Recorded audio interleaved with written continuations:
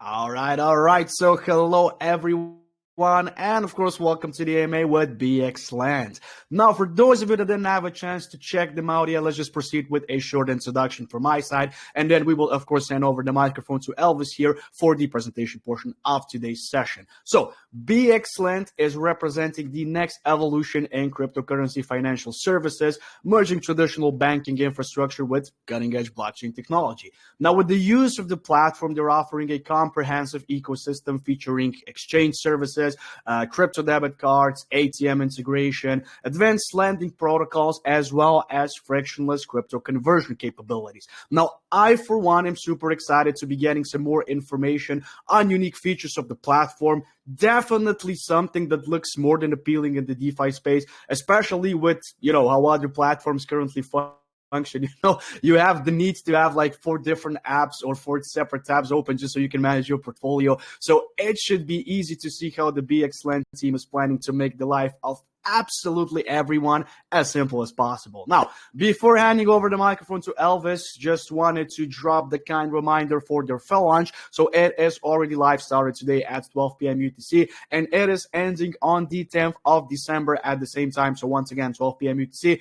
A little bit under 7 days to go. If you guys are interested to contribute to the sale, you, of course, can find the link to it on the AMA announcement, which we did for in our main chat once again. And, of course, some encouragement for y'all. If you're going to have any additional questions after the session, do make sure to also join your Telegram just so the team can get you sorted ASAP. But yeah, enough of me rambling on and on. Elvis, it is an absolute pleasure to have you here. Thank you very much for joining. Now, for starters, if you don't mind providing a little bit of background information about yourself, and then feel free to just tie it together to the idea behind Bxlend. So how everything got started, what you wanted to accomplish, basically a rundown on the platform, features, everything you want the listeners to know, and then we're going to continue with some topics of discussion. So thank you very much for joining, and the floor is all yours. Welcome.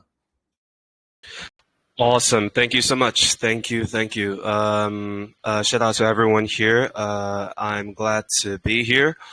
So my name is Elvis, Elvis Kolawole, and I'm Nigerian, of Nigerian origin, based in Germany. I'm currently the head of marketing at Bxlend, and you might have heard quite a bit about what Bxlend is doing and what we are proposing to accomplish, but I think I want to give you some more context. Primarily, we are building out Bxlend to be the financial hub of the future, and primarily we are looking to start with the EU because we are primarily based in the EU.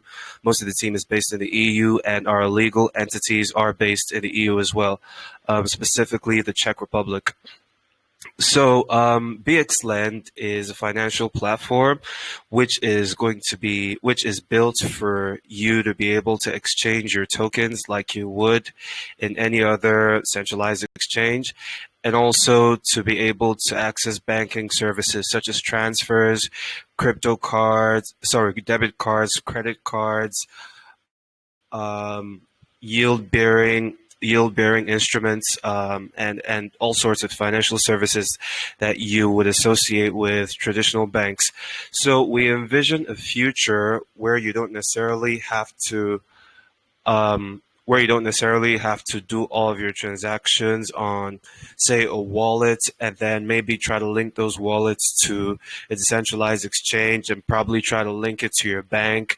And also a future where you don't necessarily have to go through different levels of regulatory pressure or regulatory hoops to be able to on-ramp and off-ramp your money, and also use your tokens and use all of your funds the way you would want to.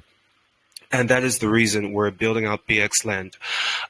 So as far as mission statements go, we are looking to lead the financial evolution, more or less by making banking more inclusive and accessible.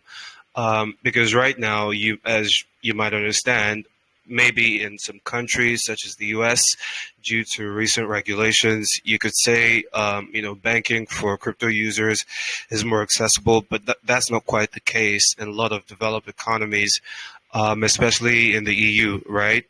But we want to try to change that by making on-ramping, off-ramping more much easier, much more accessible, not just within the EU, but of course around the world. But I would say primarily our base and our focus in the coming months is going to be on the EU, and we will try to democratize the access to banking services, access to seamless crypto experience for European users. Um, but of course, if you are outside of the EU, of course, we will definitely welcome you. There are a raft of services that we will provide for non-EU users as we start. But yeah, quite a lot is going to be focused in the EU in the first months of our operations. So just to straight up answer a few things, we are going to start being mobile first. So most of the services you're gonna have, which is the exchange, the crypto banking, you are gonna firstly be able to access it via mobile, and we want to make it a more intuitive user experience, and that's why we are choosing mobile first. And as far as licensing, we are currently in the process of getting a MiCA license, which is going to enable us to operate within the EU and other parts of Europe as well. And that is going to help us to, have our services be accessible and sort of achieve our mission statement. Um, as regards BXT, of course, we intend for BXT to be the engine of this operation. So a person who gets BXT will be able to access all sorts of different perks.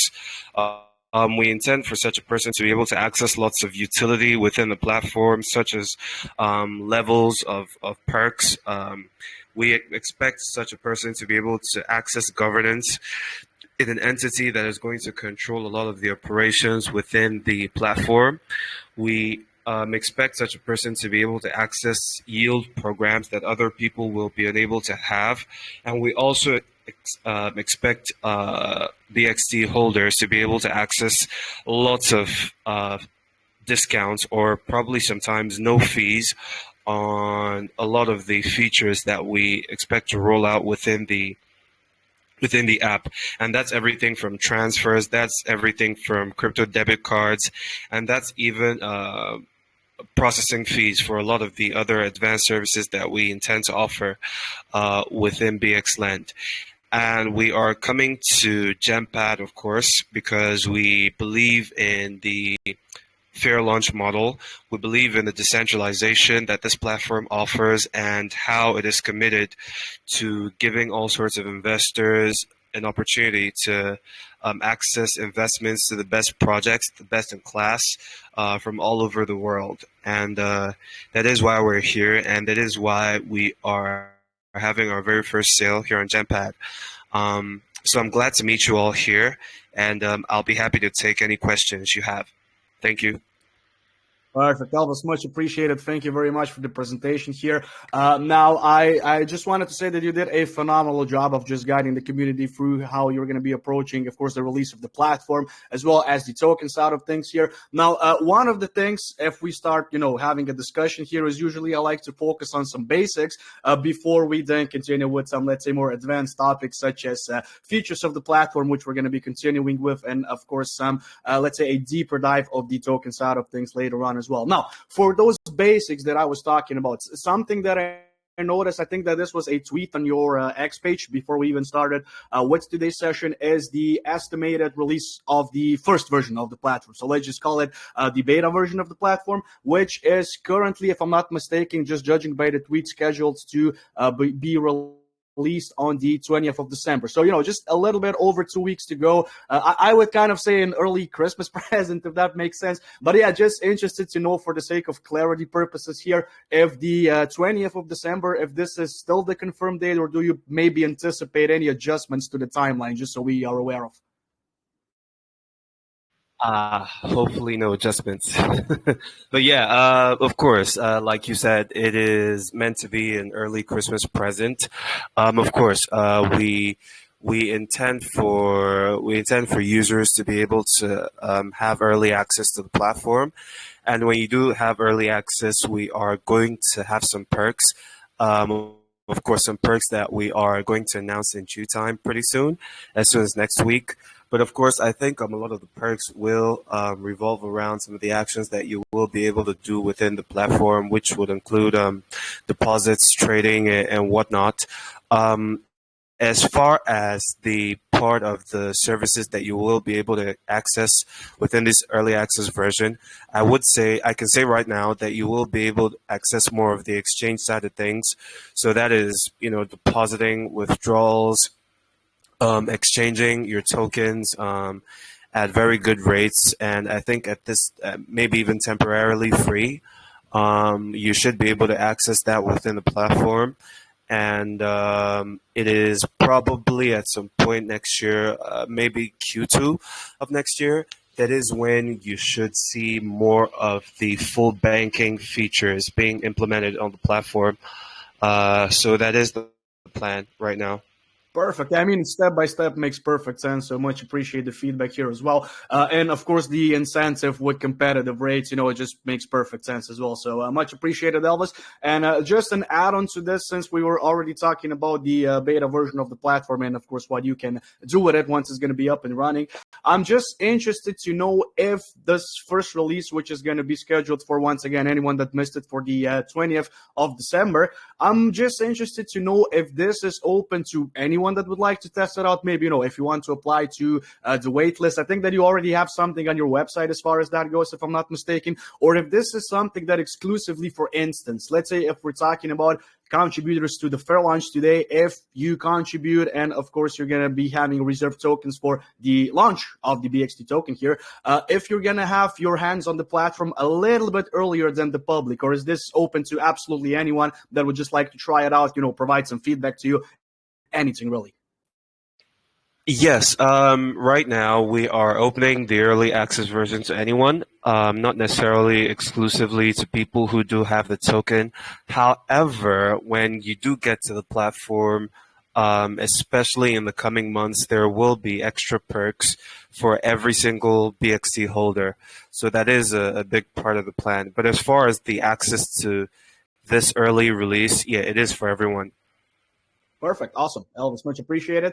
And as far as the basics go here, this is going to be basically, so it's basics and basically the last thing that I wanted to kind of talk about before we actually start talking about the platform, all the features, everything that the listeners need to basically know here. So just for basic purposes, I know that one of the things that you mentioned with the, once again, first release of the platform, it's going to have more, so let's say CX features, right? So with the deposits, withdrawals, I would assume also executing trades of the tokens that you'd be supporting at that time. So once again, for the sake of clarity and transparency here, and of course, if this is something that you can already share, because, I am aware, considering the launch of the platform is just around the corner. Obviously, you don't want to spoil everything. You would just much rather have people test it out for themselves. So, I'm completely aware of that, but I'm still interested to know if this is something that's, already been revealed to the public as far as supported, let's say, cryptocurrencies go, maybe even which blockchains will be fully integrated by day one. So with the first release of it.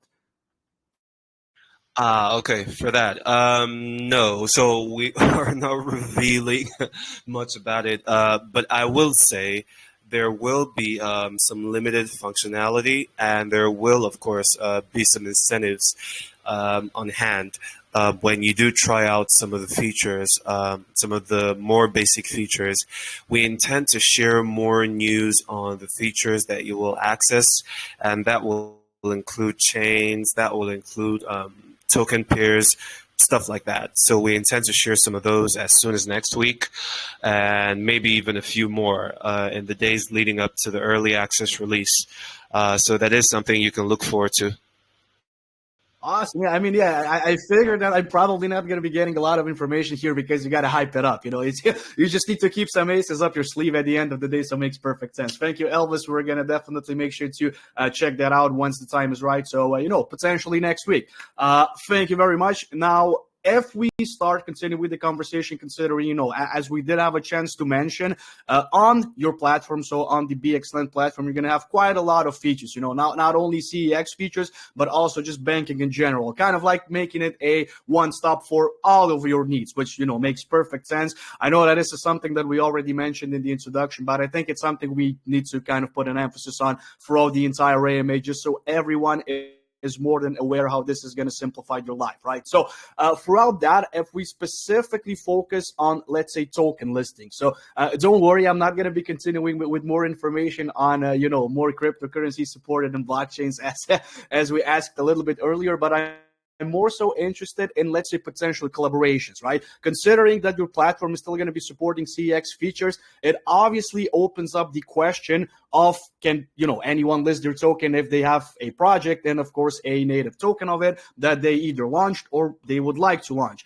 Brings me to the question if this is something that you guys are going to be open to. So if that is so, because I 100% assume that you, of course, would do so, because it's just, kind of mutual benefits for both your platform as well as the partnered project. So, let's say mutual collaboration in the sense of promoting the products, their token, your products, makes perfect sense. So I'm just interested to know if this would be true, that you'd be offering other tokens the ability, the option to list it on your platform. If you already have any perhaps criteria that you'd be after, maybe, I don't know, liquidity requirements, audits, team verification, anything of that nature, really. Yes.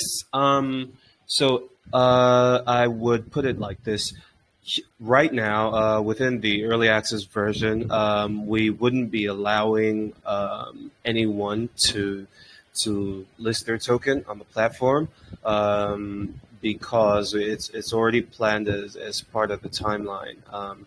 But then I would say a few months from now, yes, we will actually allow anyone else to any project that will be looking for volume, or any project that is looking to list themselves to get on the platform. And of course, we will have listing proposals. We probably will do our own outreach. We will start to process some of the inbound outreach. We've already gotten some of the applications we already have. We definitely have a few projects on board that are already looking to list. But right now, as far as the early access, we are looking to launch with trading pairs that are already established, and of course, BXT, the BXT token. But right now, of course, we're looking at mostly tokens that are already established. I wouldn't want to mention names right now, but yeah, let's just say some of the tokens and some of the projects that are pretty well established within the space. We expect that those are the ones that you will be able to trade on the platform. But in the coming months, yes, we do expect to open up the option for anyone to apply to be listed on Bxlend. And of course, we will push as much support towards those tokens, towards those ecosystems. As we build ours, they will also build theirs. And of course, like you said, it is going to be a mutually beneficial arrangement, and it is going to be a symbiotic relationship between Bxlend and these projects. This is something we intend to do as we build out these ecosystems. But of course, we right now, our ecosystem building efforts are sort of focused on what I say tier one type partners. Right now, for instance, we can sort of reveal that one of our technical partners includes another giant centralized exchange, which is Kraken. So at least right now, I can name drop Kraken, but I'm just saying I'm just saying, as far as tier one projects go, yeah, that is more or less what we're looking at right now before we open up our doors and of course our technical team to the onslaught uh, of operations that will probably emerge when we have many more tokens to list and many more services to be on the platform. So yeah, that is that for now. Awesome. Makes perfect sense. And of course, I appreciate all the additional information and, things to look forward to in the future as well. So, Elphas, thank you very much for that as well. Now, the next topic of discussion is, obviously talking about a little bit more regarding the features, maybe tools that you'd be offering on your platform. Now, this is also one of those things that I'm not expecting a lot of answers because obviously you're just keeping a few of secrets for people to test it out for themselves. But still, just gonna try.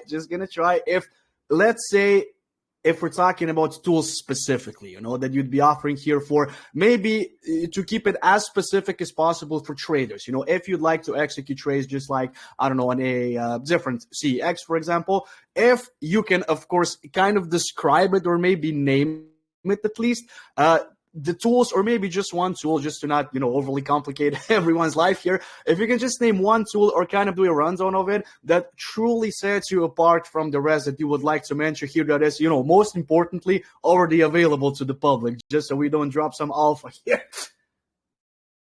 Okay, yeah, here's what I'll do. I will tell you some things that are in the pipeline right now. We're going to offer a few things that are not quite there when you look at a few centralized exchanges and when you look at a few neobanks currently, and that is primarily some of the things you will see in DeFi platforms, which is more of a DeFi edge. Even though I wouldn't say we are necessarily a DeFi platform per se, we are a lot of our interactions are with plenty of regulators. A lot of our interactions are with lots of really powerful players. So yes, not exactly 100% DeFi oriented, but we are going to offer a few advanced financial services. Now, what would these financial services look like? So I will mention, say, 3 of them, or maybe 4 of them.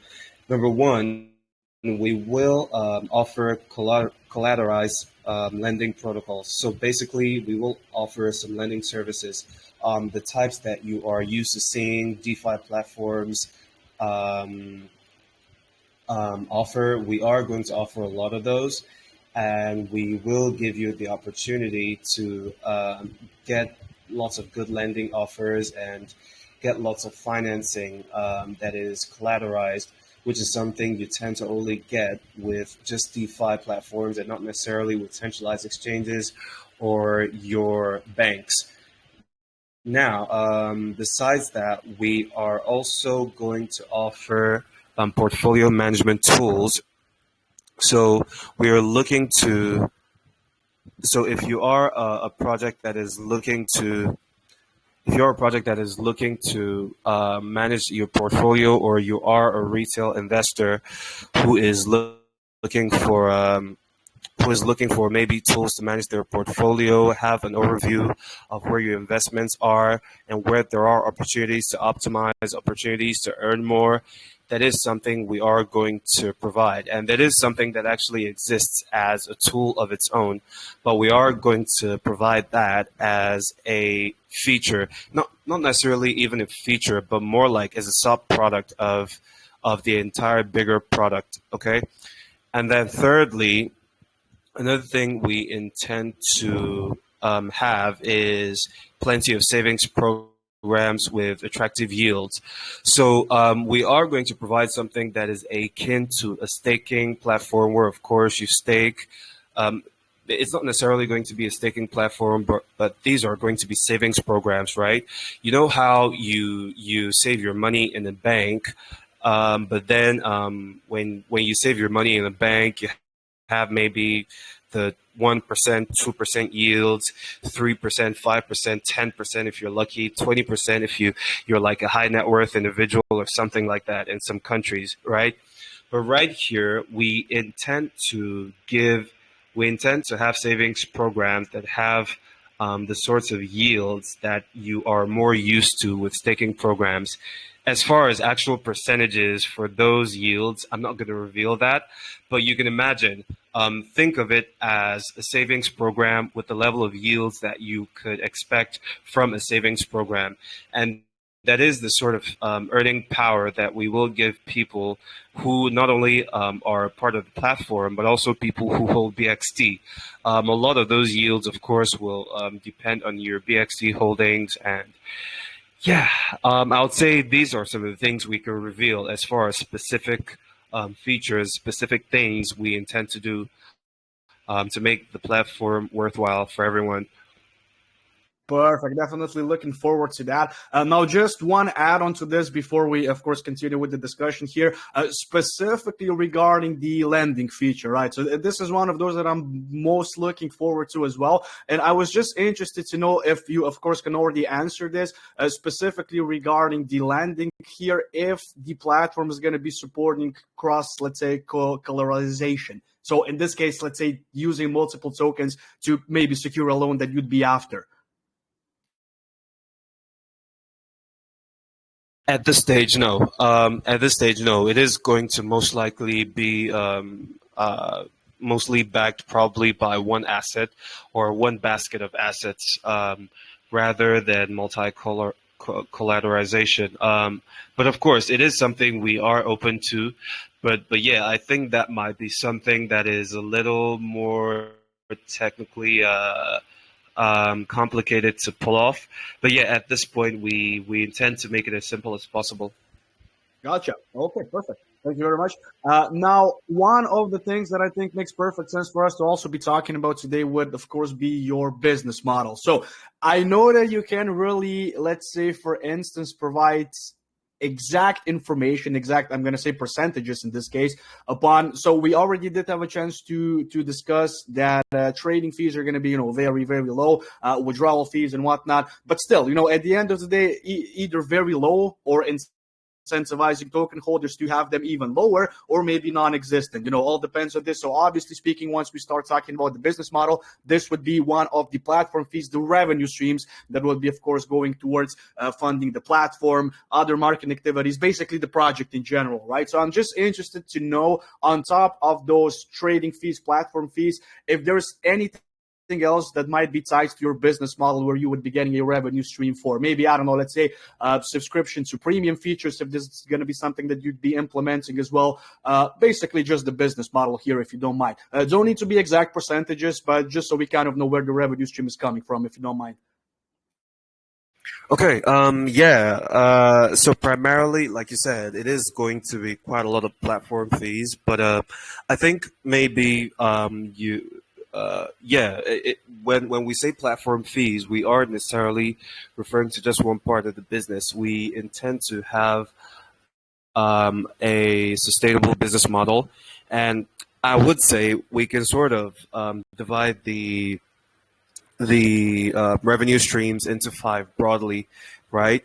Number one, we look to have transaction fees from the crypto cards, the debit cards, and the credit cards. Remember, we intend to issue some cards, and there are entire companies whose entire business is simply credit cards or debit cards.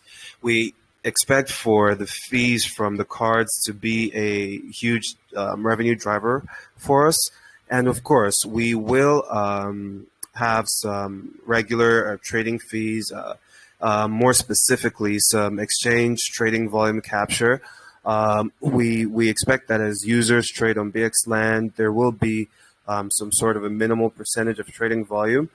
Of course, there will be some other regular exchange type platform fees, such as withdrawal fees.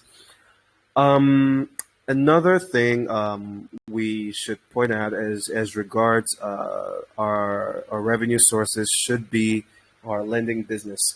Like I said, we are going to offer these lending services that are going to be akin to some of what you see on these DeFi lending platforms. And through this, we will be able to get an income through our lending and borrowing interest spread. So basically, a portion of the interest that is generated, we expect to retain it on the platform. And when we do that, we intend to create some sort of long-term stable revenue as we try to scale the lending activity. Number five, which is possibly going to be pretty as important, if not more important than all of the direct fees, will be the ecosystem growth and partnerships. As we continue to grow as an ecosystem, we expect that our ecosystem expansion is going to include institutional onboarding, which is something we are already doing. We're already doing aggressively. We expect to have cross-chain integrations. We expect to have all sorts of premium services such as API solutions, analytics, and much more. And when we do this, and when we do have these strategic partnerships, we expect that even though the revenue might not quite be recurring as these fees that we might see on a month-to-month basis, we expect that the income from a lot of these strategic partnerships are going to be a huge windfall. And these things are going to lead to a sustainable business for us. And yeah, that is primarily what we're looking at.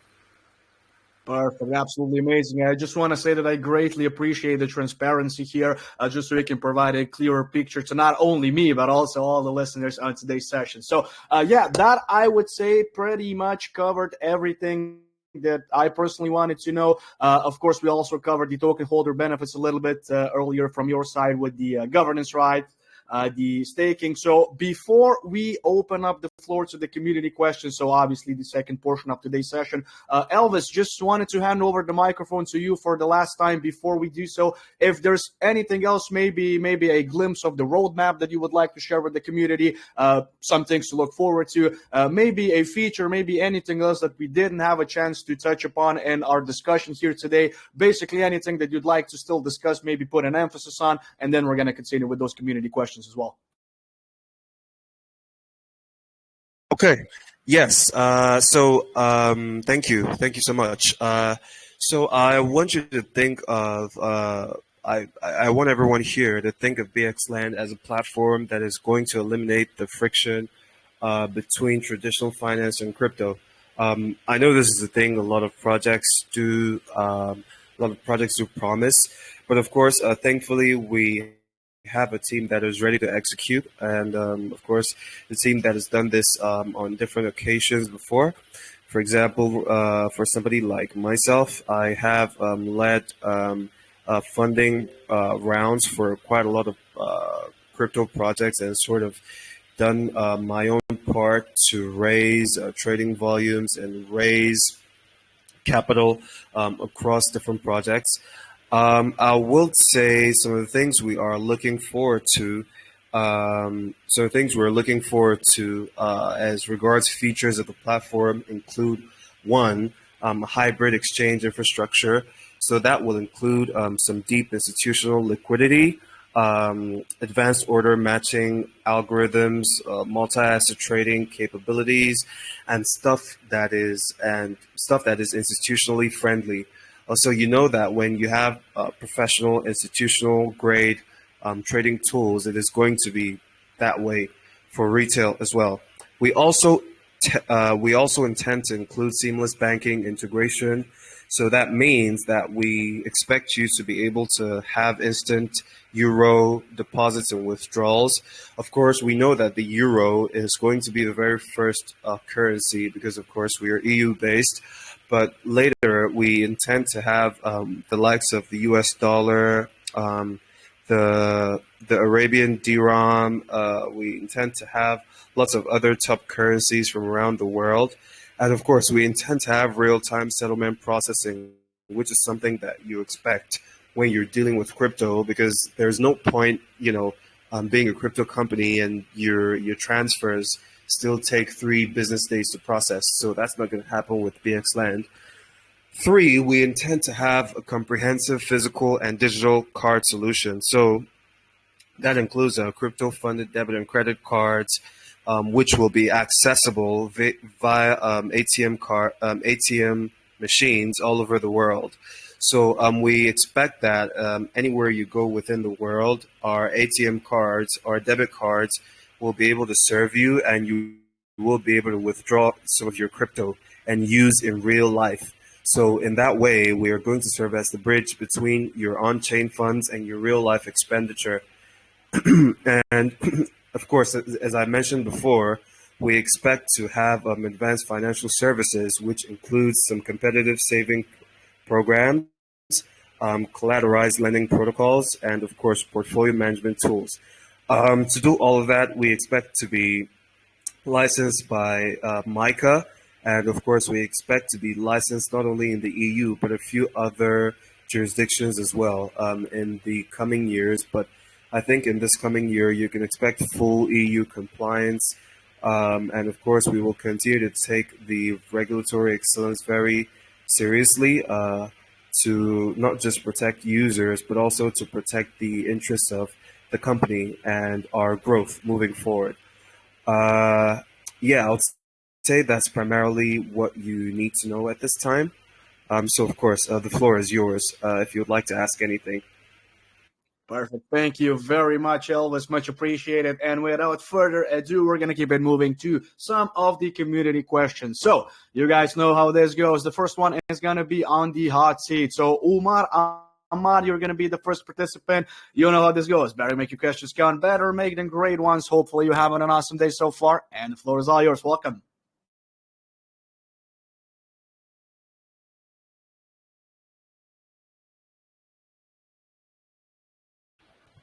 Hi, Umar.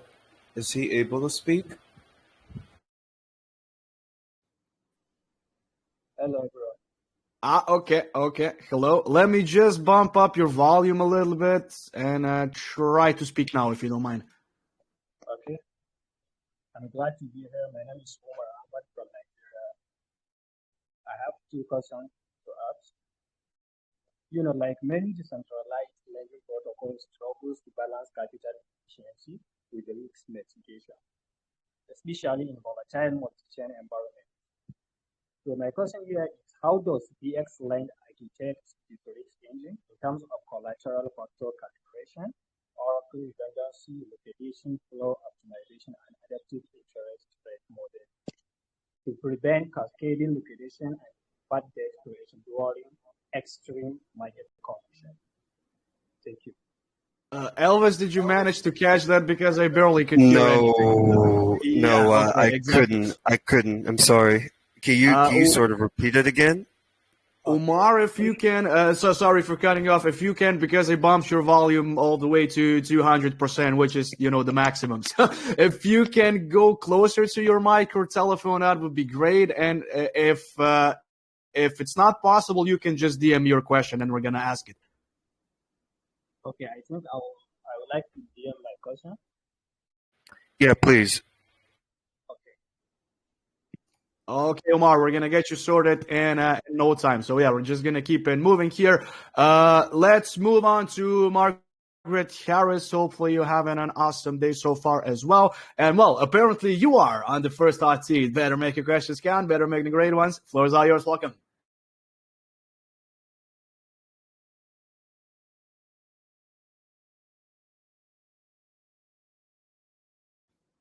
Whenever you're ready, Margaret, you can just unmute your mic.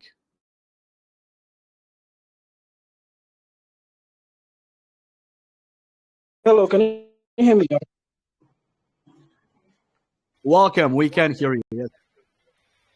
Okay. Thank you for the point. My question is about your debit card. What if I go down right? I don't know where I'm. But can you hear me?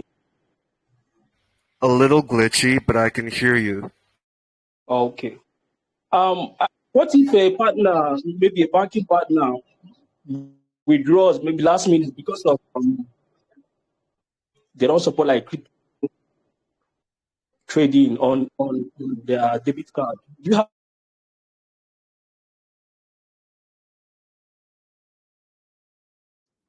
I just got debit card and then you cut off, unfortunately. Just to be clear, Margaret Harris, did you ask what if a banking partner withdraws support for Bxlend's cards because they don't support crypto? Am I correct? Yes, exactly. Exactly. So I asked. Okay, just to be clear, are you asking this right before? Are you saying what if they withdraw support before the cards are issued or after the cards are issued?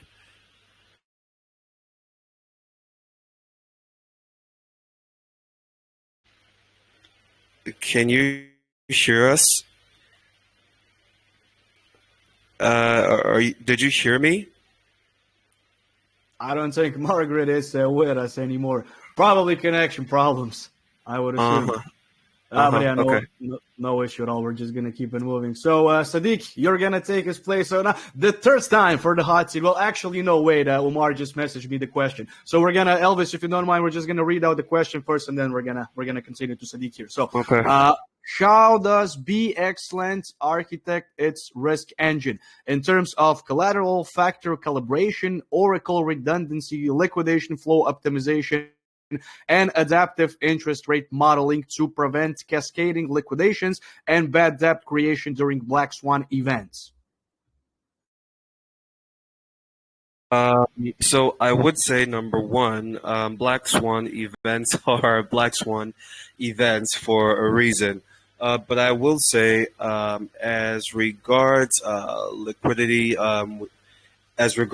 liquidity and the way that the lending protocol is going to be designed, it is going to be designed to be user centric. Right now, I would say the final details of the lending protocol are actually being built out as we speak, and I think some of the final testing is actually being done. That is going to take some time, so I would say right now, in terms of stress testing to prevent against black swan events, we're actually stress testing right now. So I can't necessarily give you a definitive answer on how we intend to protect against lots of black swan events. But what I will tell you is what we are sort of trying to optimize for is something that is more, as user centric as possible, because our goal with the lending capabilities is for people to be able to use our platform for as long as possible. I know a lot of platforms say exactly that, but we actually do mean it because of the nature of our ecosystem and our business model. And so we expect that we will do our best, basically, to prevent as many black swan events as possible and to sort of protect against some of the shocks that happen from the outside, which is quite a lot these days, I guess, if you've been watching the news in crypto. You might probably also tell I'm not one of the people actually designing this, but like I said, we are actually in the middle of stress testing, intensive stress testing, and sort of like making changes to sort of protect against exactly such a thing right now. So that is what I can tell you right now. Perfect, Elvis. Thank you very much. And of course, Umar, thank you very much for your question as well. And we're going to keep it moving to Sadiq as we did have a chance to mention. So hopefully you're having an awesome day so far. And the floor is all yours. Welcome.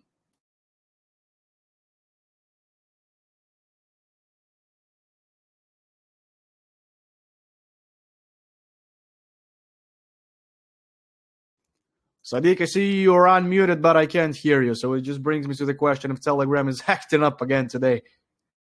Hello, can you guys hear me? Now we can hear you. Welcome. Yeah, great. Right.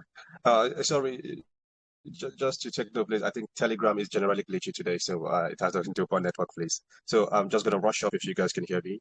Um, Yeah, go for it, Sadiq. No problem at all. And yeah, it is glitchy today. So yeah. So my very first question, I'll go just two questions actually. I actually went through your website and everything, and I kind of rose some areas which I found some concerns from your technical part, right?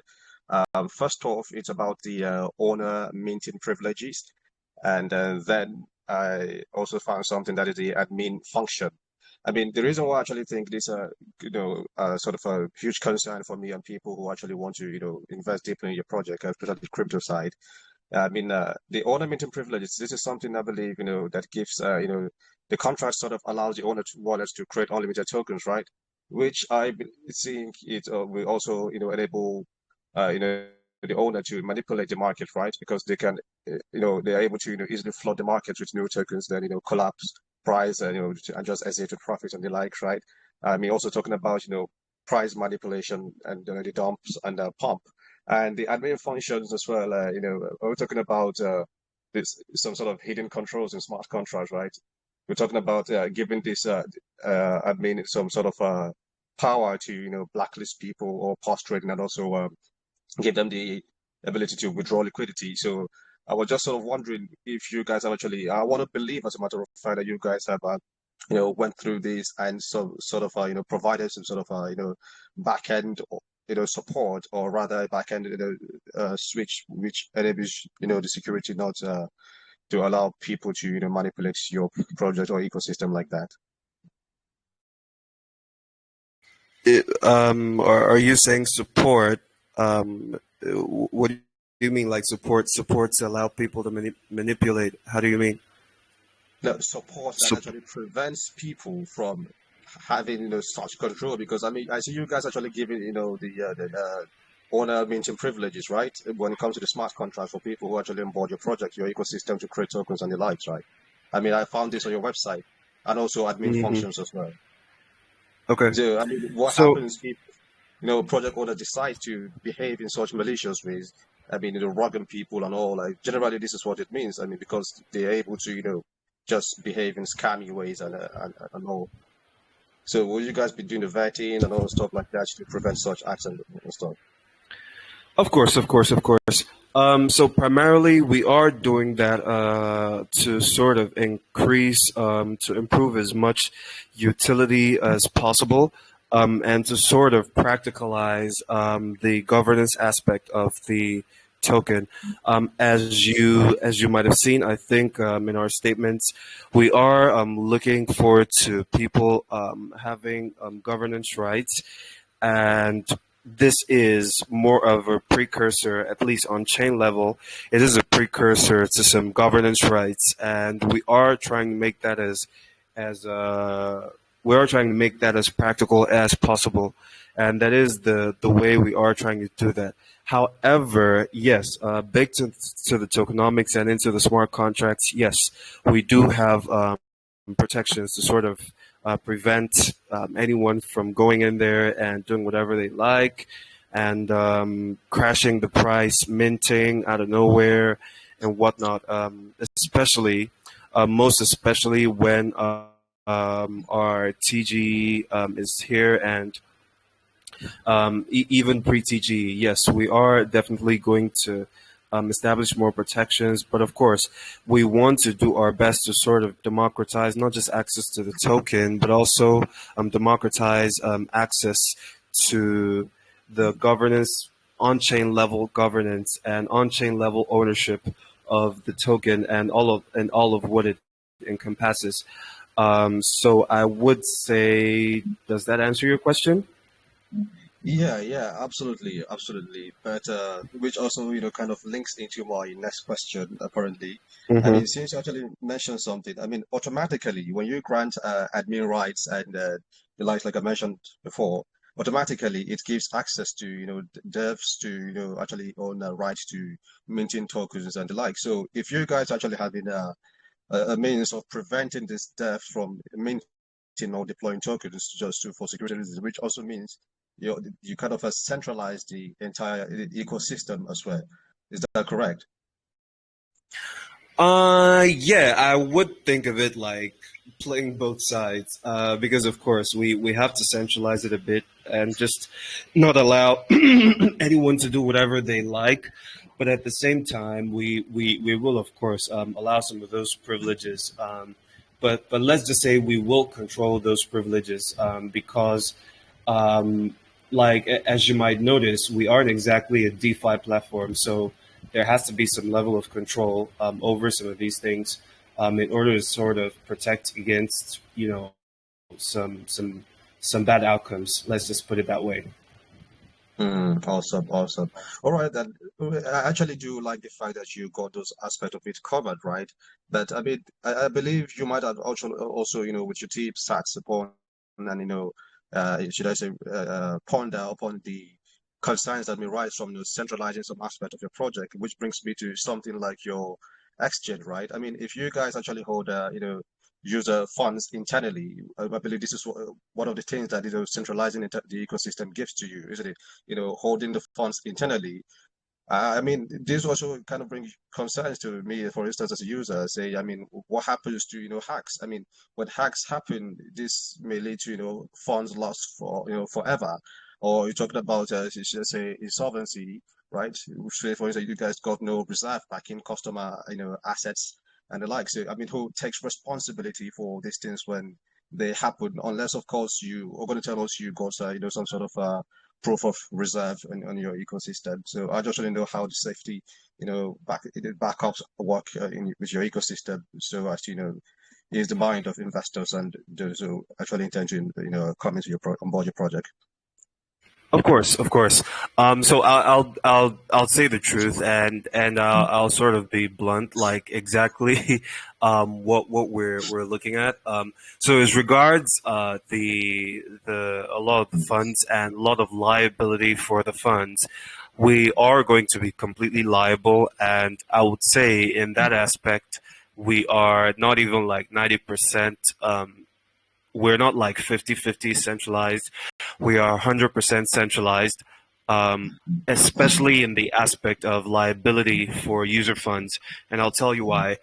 Primarily because of the jurisdiction we are operating in the EU as part of regulations. One of the things that you need when trying to operate in the EU is to have full liability for the funds of users and full liability for eventualities like the stuff you mentioned, hacks, stuff like that. Also, not only are we looking at a MiCA license for EU, but we also need licenses to procure banking services. So, of course, in order to offer banking services, we have to do a traditional. We have to do, would I say, more checks that are more, would I say, complicated than a proof of reserves. So if you would agree with me, of course, that not all proof of reserves necessarily are the most open, or would I say the most, I wouldn't say they're the most authoritative when it comes to showing the actual reserves that an exchange has or the actual assets under management a of a crypto bank or a crypto fund or crypto exchange or any sort of crypto company. But because of the sort of operation we are looking to have, primarily because of regulations, banking regulations, crypto exchange regulations, we are sort of mandated to have plenty of reserves in hand. And of course, we are mandated to take full responsibility, not partial responsibility, in the event of such disastrous things, which of course we are going to try to prevent against, of course with our security measures. But of course, if it happens, you are not going to operate in the EU and simply not be secure. It is simply what it is. So they will make sure that you are fully responsible for user outcomes. So that is what we are. That is how we are going to operate. I hope that answers your question. I mean, proof of reserve is barely the minimum, I mean, thing to consider when it comes to safety of funds, right? Right. So, yeah, I totally agree with you. And I want to say, a very big thank you to you, Elvis, for your transparency and your vivid answers as well. And thank you very much, Ryan, for the opportunity. Thank you. Thank you for your question, Sadiq. And we're going to keep it moving to the last community questions here of today's session. So considering there's still quite a few hands raised up, just once again, wanting to drop the kind reminder for you to also join the Telegram, just so the team can get you sorted with any other potential questions. But yeah, let's just keep it moving to the last question here. Suji, you're going to be on the last hot seat. Better make your questions count. Better make them great ones. Hopefully you've had an awesome day so far, and the floor is all yours. Welcome. Hey, thank you, Renlands. Hello, Elvis. Hope I'm audible. Hey, hello. Yeah, I can hear you. Hi. Oh, Nice okay, to great. meet you. Um, Same here. So just to go from the compliance and regulation piece that you were talking about, my question was I was trying to understand the approach you have towards maintaining liquidity pools, right? Now, when I go through your white paper, I see there's a mention of institutional liquidity pools. Now, could you maybe run us through what how the breakup is going to be? How much of the liquidity pool will always be maintained by the project-owned liquidity pools? How much of it is institutions? And when you say institutions, are you talking about business partners or somebody else? And how much of it will be maintained by the users themselves for, staking rewards and stuff?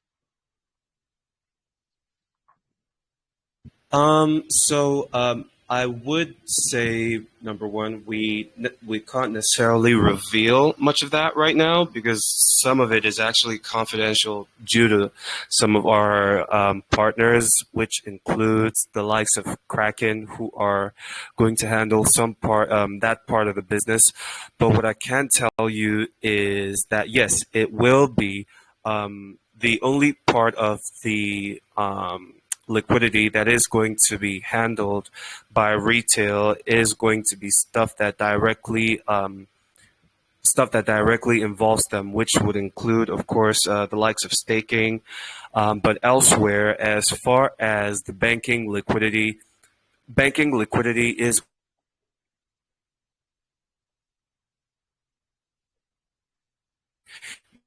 you're not necessarily going to have, even though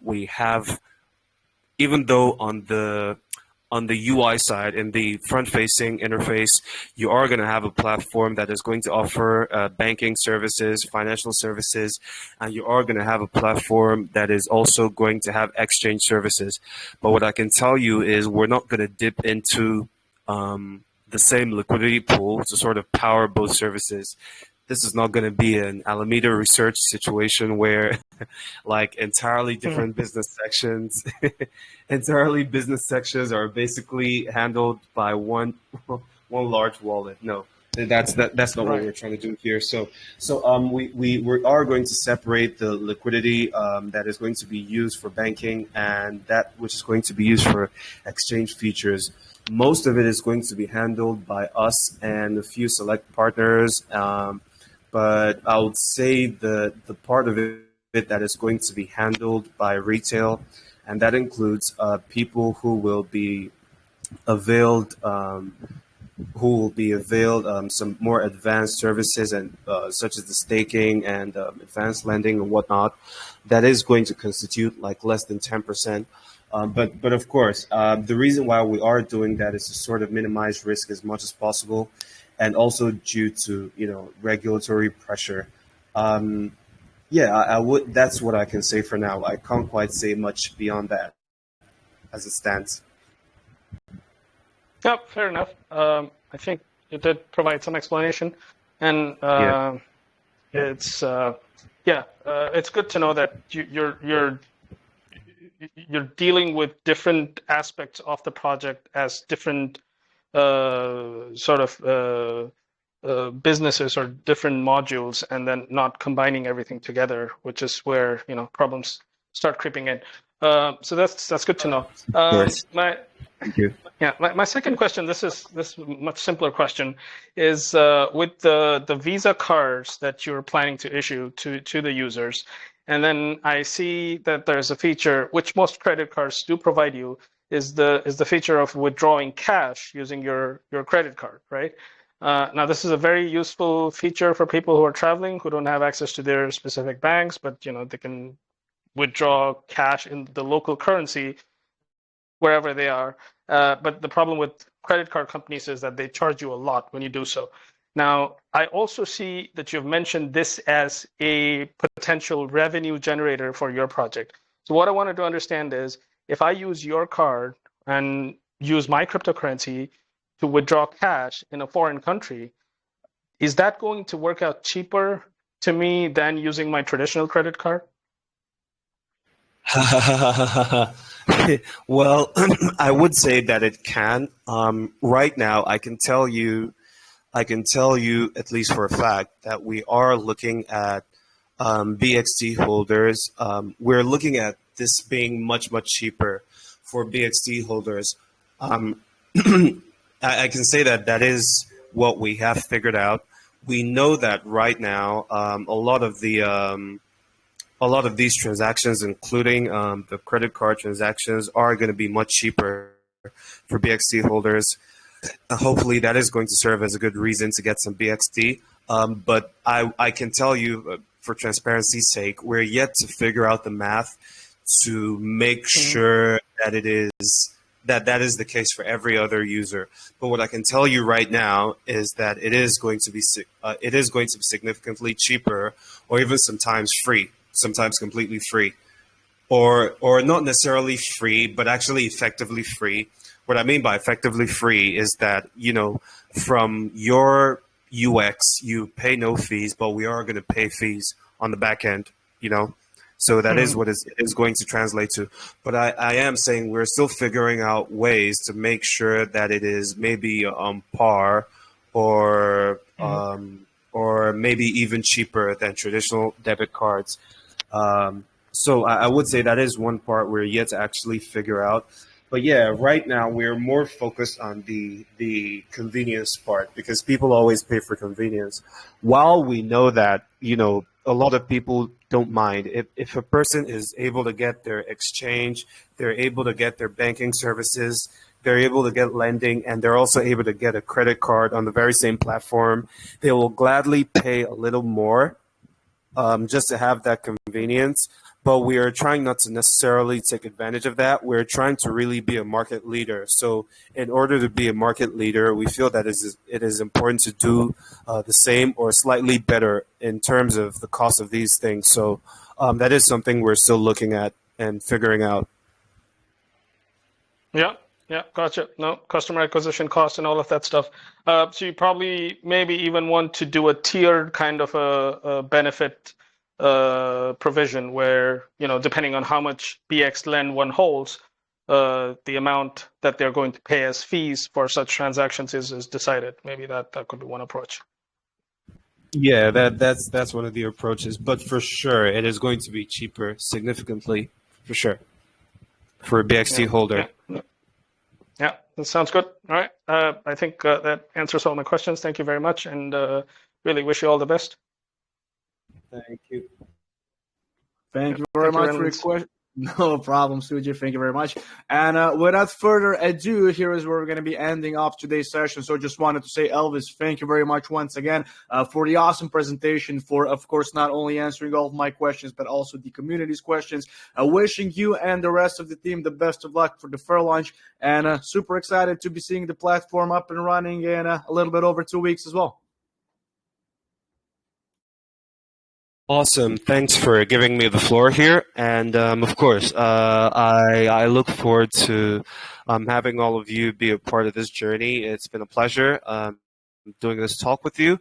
And of course, you can always be a part of our communities. We are on Discord. We're on Telegram as well.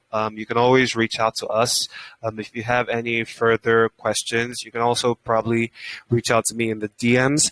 To be very honest, my DMs are absolutely swamped. But yeah, I will, of course, try to get back to you as much as possible.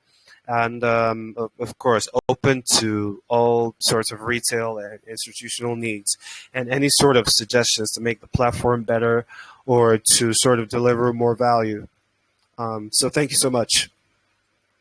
Awesome. Thank you very much, Elvis, as well. And of course, to our awesome community, thank you for tuning in. Hopefully everyone has a great rest of your day as well. We'll catch you on the next one. Cheers.